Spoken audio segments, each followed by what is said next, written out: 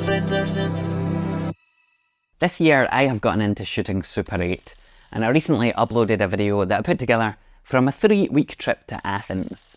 Before this, I'd only shot one Super 8 film before as a kind of experiment, and once I confirmed that the camera was all working, etc. with that, I then committed to shooting it properly for the first time in Greece. Now, I'm going to be travelling a fair bit throughout 2024,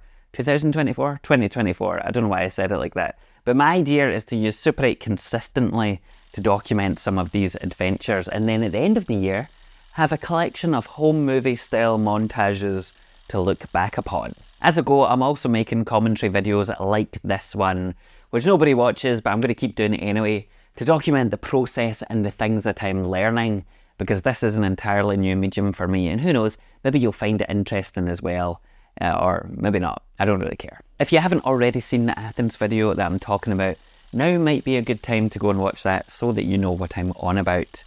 So I'll leave a convenient pause here whilst you go and do that.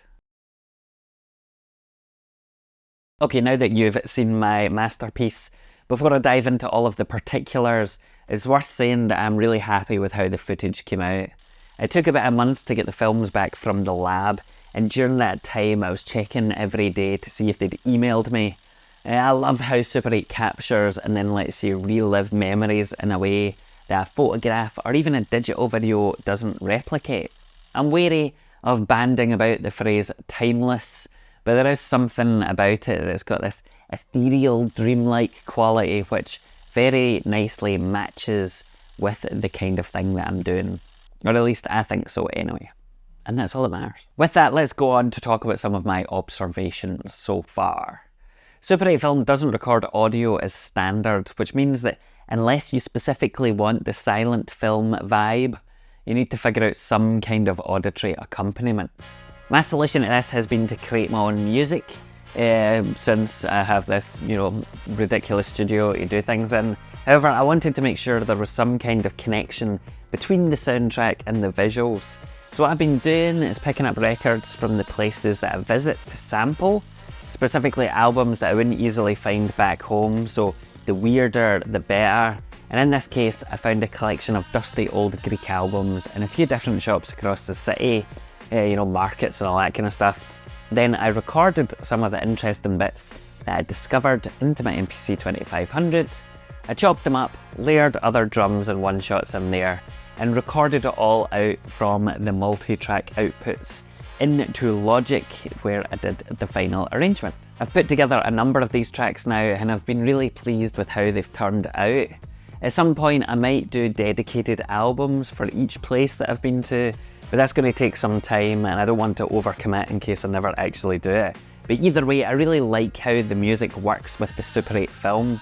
It makes such a difference having a tangible link between the different elements involved, rather than using some random track from my archive, or God forbid, some royalty-free stock music from the YouTube library. So on to film selection. Over the course of the 3 weeks, I shot just over 3 Super 8 films, so a total of about 9 minutes or something like that at 18 frames per second. That was comprised of 2 Kodak 50D films and about 1.5 Kodak 500T. The 50D films are designed for daylight, whereas the 500T is for low light, and it is balanced for indoor or tungsten coloured lighting. I remain impressed by the latitude of the 500T and how well it performs under extremely low light situations. I've been getting the films scanned in log format, which means that I've got a lot of leeway to adjust them in post-processing. If I really wanted to, I could grade each scene, or at least the darker ones, to get the most out of them, but I can't really be bothered with doing that, to be honest.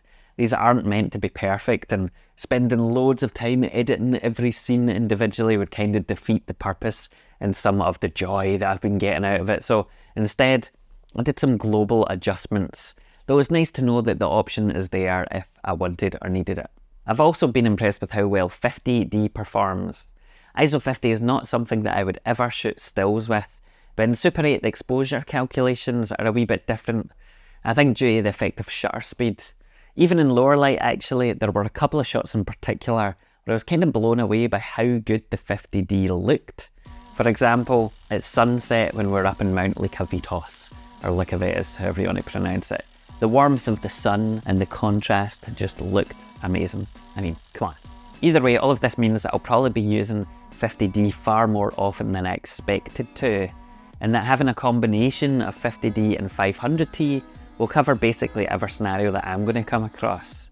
This though has led to something of a question about when I would ever use 200T, which is the other type of film commonly available, and that's rather unfortunate because I've got 2 boxes of the stuff in my cupboard that I bought before figuring this out. So I'll have to see what I can do with them. Camera wise, I've been shooting with the Canon 514 XL, which is great for travelling with.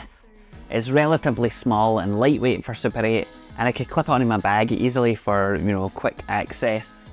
It does look really cool, and I got a number of compliments and questions from folks asking about it, because I guess you don't really get to see too many of these in the wild anymore. Or ever, actually. As before, the experience of filming itself was great.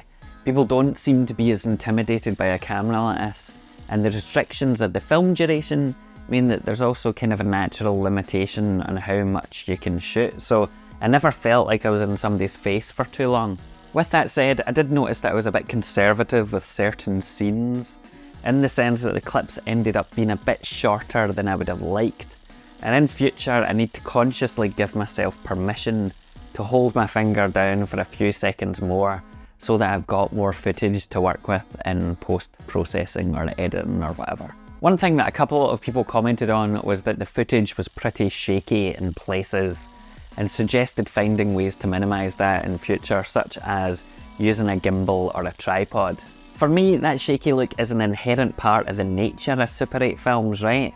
Especially for the home video style montages that I'm doing.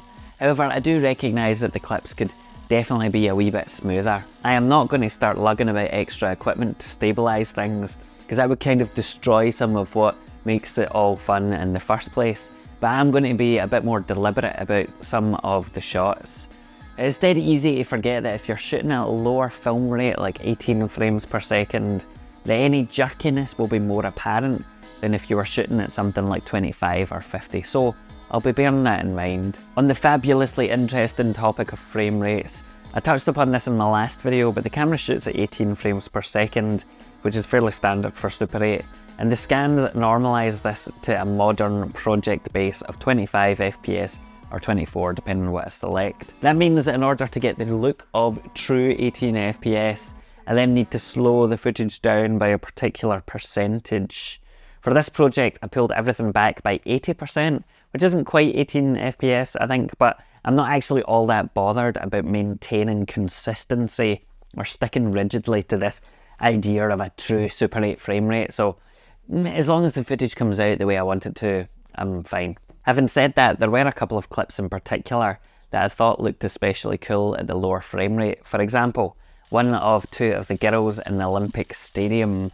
The choppy nature of it reminded me of an old silent movie or something, which I thought was pretty fantastic. There are a few other things I noticed that I'll rattle through quickly. For example, I bought the C8 wide angle adapter for my Canon 514 XL. It clips on the front of the lens, kind of like a filter. It screws in and it gives you a much larger field of view. Well, maybe not much larger, but you get a bit of a wider frame. However, you need to focus it in a specific way by locking it at the macro setting, which I clearly got wrong. That's a bit of a shame, as it meant some of the footage was wildly out of focus. But whatever. I didn't actually use it a huge amount, as it's pretty bulky and, you know, you have to unscrew it and screw it back on if you want to use it. It's just something that I'll have to investigate a bit, a bit more in depth before using it again, and make sure that I'm doing it properly this time. On the topic of focusing, I realised that there were often clips where I would have something in focus and then I would try to zoom in for effect, and the resulting shot would actually end up out of focus. I'm not quite sure why that happened, because I thought the focus point should be independent of the optical zoom, though it is entirely possible that I did something wrong there, like trying to pull focus badly or something. Who knows though?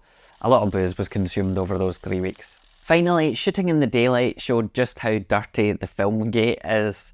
It's not as bad as some that I've seen, but along the edge you can see the hairs and whatever, the dust and the detritus that build up over decades of misuse. That is partly because I get the film overscanned to show the sprocket holes. And I know that some people don't like that, but I don't really care. I love the way it looks, so I would like to clean the gate at some point so that I've got crisper frame edges, but I'm really not sure how to do that. It seems like it could be complicated, and I don't want to risk damaging the camera for something that's not really that big a problem. All of these imperfections kind of add to the look anyway, but maybe at some point I'll investigate that a bit more. If you happen to know how to clean the gate of a 514XL, then please tell me below. So that's it, my first proper Super 8 film. I'm pretty chuffed with it and already looking forward to the next one. Given the cost, I'm only going to be shooting actual events and not everyday activities, which I think kind of matches up with how it would have been used originally. But I guess we'll see where we go. If you're following along with these, thank you very much. Thanks for your attention. Oh, I never know how to finish this. Fuck it.